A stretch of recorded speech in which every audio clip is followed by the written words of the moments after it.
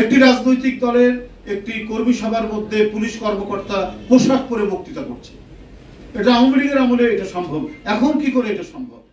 BNP যতবারই ক্ষমতায় এসেছে ততবারই উল্লিখিত বিষয়গুলোকে অগ্রাধিকার দিয়েছে।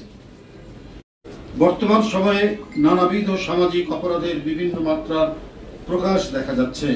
প্রশাসনিক স্থবিরতার কারণে মব কালচারের প্রকোপ বৃদ্ধি পাচ্ছে, অবৈধ প্রচার চালাচ্ছে। এই পরিকল্পিত অপপ্রচার, অপতৎপরতা, কৃত্রিমভাবে তৈরি সামাজিক অশান্তি ও গণতন্ত্রের পথ চলাকে বাধাগ্রস্ত করা এবং নির্বাচন পেছানোর সুদূর প্রসারী পরিকল্পনা বলে জনগণ মনে করে। প্রশাসনিক এই নিষ্ক্রিয়তার কারণে জনগণের এখন জীবন মরণের প্রশ্ন। গণতন্ত্রের স্থায়ী পুনরুজ্জীবন ও ঐতিহাসিক সার্থকতা নির্ভর করছে রাষ্ট্র সমাজে শান্তি ও স্থিতির উপর। আর এক্ষেত্রে দক্ষ প্রশাসন অতীব জরুরি।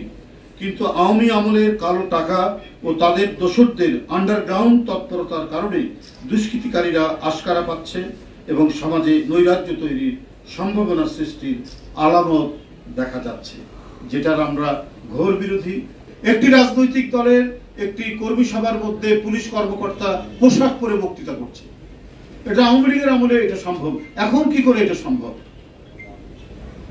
এই ঢাকা মহানগরীতে এই ঘটনা ঘটেছে। এটা হতে পারে এই যে নিজেকে মানে জাহির করা, আমি অমুক দলের লোক। আজকে একটি পরিবর্তন ঘটেছে, একটা দানবীয় সরকার পতন হয়েছে। এখন তো আইনের শাসন। আইনের শাসন মানে যারা আইন প্রয়োগকারী সংস্থা, যারা প্রশাসনিক ব্যক্তি, তারা নিরপেক্ষ আচরণ করবে, তারা যথার্থ আচরণ করবে, যাতে সমাজের কোনো মানুষ আইনের আশ্রয় নিতে গিয়ে বঞ্চিত না হয়।